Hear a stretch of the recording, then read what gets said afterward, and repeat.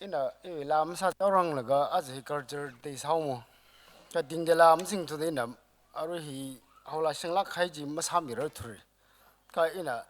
ka khlajin na sumda machu khilo ile awak sar akhna esa wona tam sela mawan sa thwir ngala nauna marunga yaron nauna khalen sang har nauna kiao le prungor cho gam mai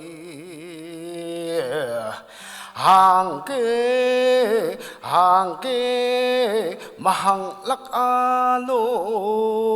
ngayar sai se sắp xây rung lô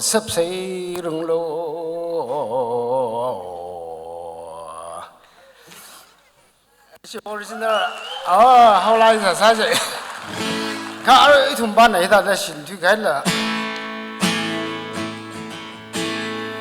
chính sông vây thà da mi gui ra chi vây mi na giờ imik na dai da u lung ngập hậu sơ khơ ngập hậu chi na ining li lịch sử na bem sơ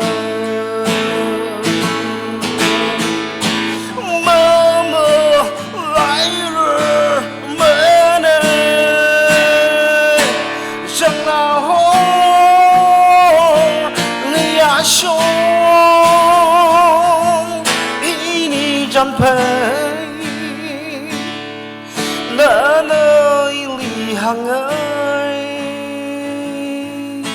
nỡ cứ bơ mình ấy nỡ vai lù đơ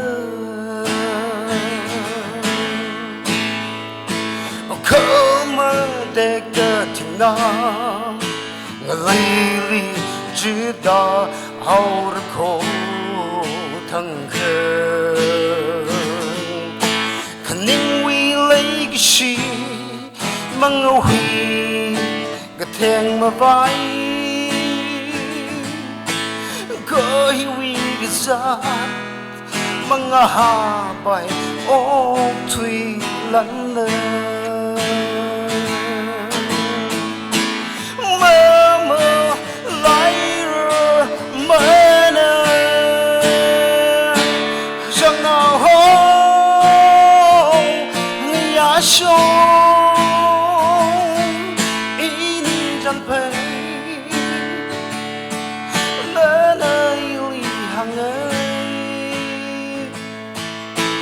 nỡ cái bơ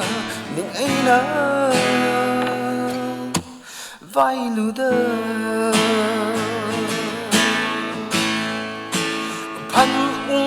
pan ba sa mà si jam mà si khuya lô nơ pan gan rất mà si sai cô rơ kana ser machi makho mi gtei nei ni li manga chit mi mama lai ru mena sang ra ho ngai ya sho ini jan pai hằng ấy nỡ cái bơ mình ấy nỡ vai lù đơ